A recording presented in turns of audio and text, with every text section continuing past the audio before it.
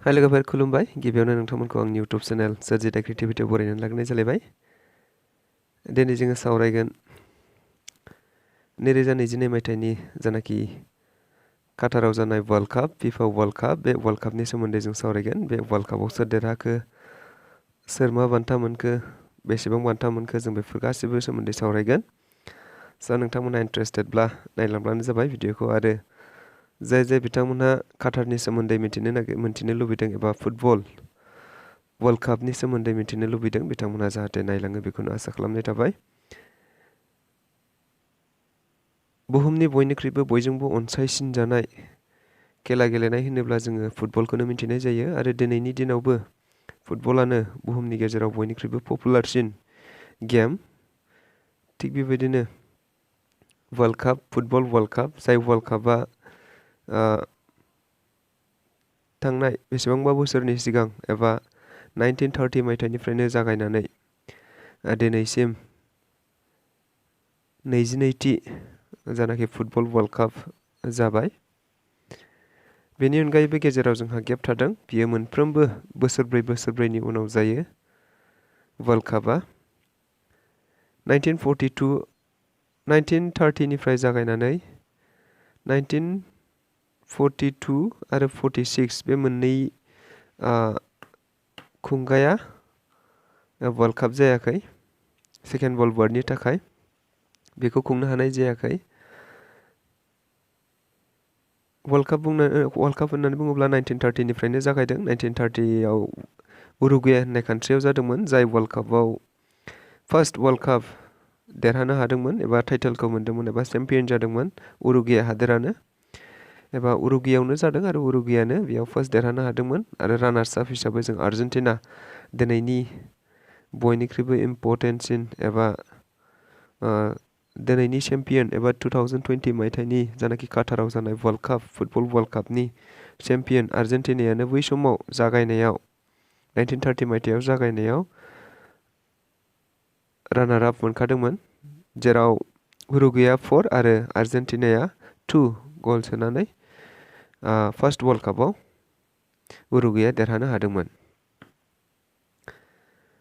दायो फैनानै मैयानि जानानै थांनाय काटाराव जानाय वर्ल्ड काप बे वर्ल्ड कापआ 22थि खुंजानाय वर्ल्ड काप जाय काटाराव जादोंमोन, जेराव हस्ट कान्ट्रिया जाहैदों काटार हादोरानो बेखौ हस्ट खालामदों एबा खुंदों। जाय वर्ल्ड कापआ जागायदोंमोन 20 नभेम्बरनिफ्राय 8 डिसेम्बरसिमहालागै एबा मैयासिम बियो फाइनाल जाबाय। गासै 32था टीमा बेयाव बाहागो लादोंमोन, हानजाफोरा बाहागो लादोंमोन फ्रम 5 कनफेडारेशननिफ्राय गासै 32था टीमा बेयाव बाहागो लादोंमोन। बेनिफ्राय बेनुस हिसाबै काटारावनो जादों, नाथाय काटारनि गुबुन जारै गासै 8था सिटियाव बियो जादोंमोन। फाइनाल पजिशना 2022 मायथाइनि काटारनि फाइनाल पजिशना आर्जेन्टिनाया देरहादोंमोन। मोननैबो फ्रान्सआ रानार्स आप मोनदों आरो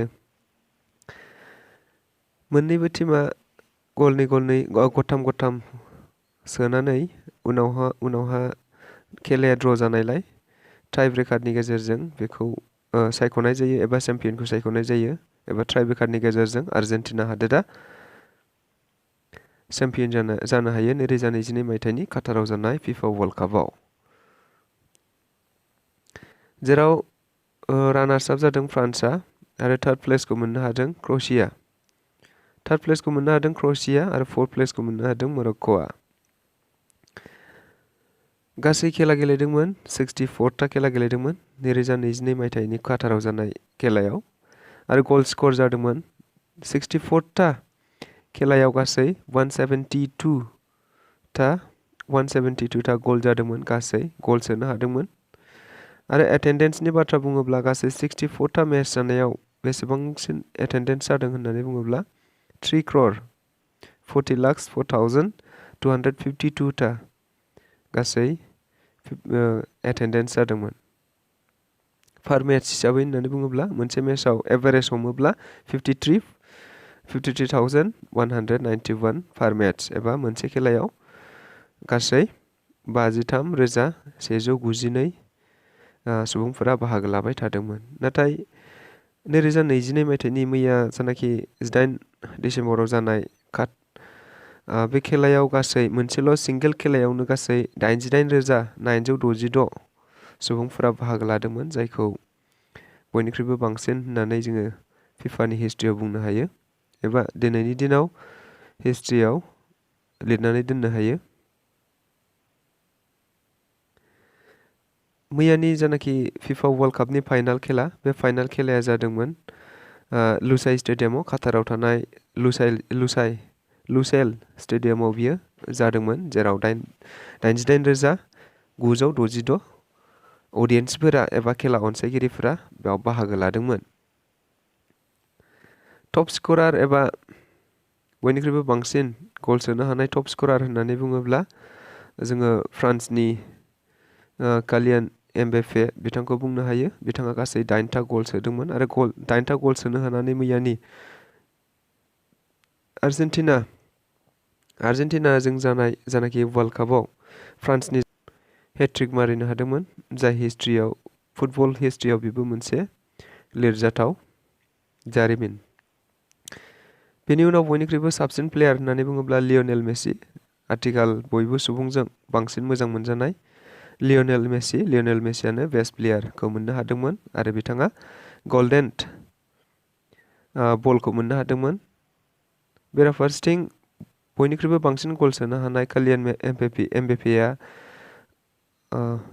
गल्डेन बुटखौ मोननो हादोंमोन एबा सनानि जुथाखौ मोननो हादोंमोन। बेनि अनगायै आर्जेन्टिनानि लियनेल मेसिया बेस्ट प्लेयारजों लोगोसे सनानि बलखौ मोननो हादोंमोन। यं प्लेयार होननानै बुङोब्ला आर्जेन्टिनानिनो इन्ज' फार्नान्डेस बिथाङा मोननो हादोंमोन आरो बेस्ट गलकिपार होननानै बुङोब्ला एमिलियानो मार्टिनेज बिथाङा मोननो हादोंमोन आरो फेयार प्ले अवार्डखौ मोननो हादोंमोन इंलेन्डआ। स' काटारनि सोमोन्दै बेखिनियानो। जों बयबो गोसोआव लानो हायो एबा एसेबाबो जोङो मोनथिनानै लानो हायो काटाराव जानाय जानाखि वर्ल्ड काप, बे वर्ल्ड कापआ बेसेबां रमान्टिकमोन जों बयबो मिथिनो हायो एबा मिथिबाय। वर्ल्डनि हिस्ट्रियाव एबा फिफानि हिस्ट्रियाव जोङो नायनो थाङोब्ला दिनैसिम बयनिख्रुइबो बांसिन वर्ल्डनि टाइटेलखौ मोननो हादों होननानै बुङोब्ला ब्राजिलानो दिनैसिम खेबबा बिथांमोना वर्ल्ड टाइटेल एबा चेम्पियन टाइटेलखौ मोननो हाबाय फिफा वर्ल्ड कापआव। फारसेथिं मैयानि जानाखि देरहानाय आर्जेन्टिनाया गासै वर्ल्डनि टाइटेलाव चेम्पियन टाइटेलखौ खेबथाम दिनैसिम जारिमिनाव मोननो हाबाय। आसा खालामो नोंथांमोनहा एसेबाबो मिथिबाय वर्ल्ड कापनि सोमोन्दै आरो काटाराव जानाय जानाखि फिफा वर्ल्ड काप, बे वर्ल्ड कापनि सोमोन्दै एसेब्लाबो मिथिबाय होननानै आसा खालामबाय। गोजोन्थों।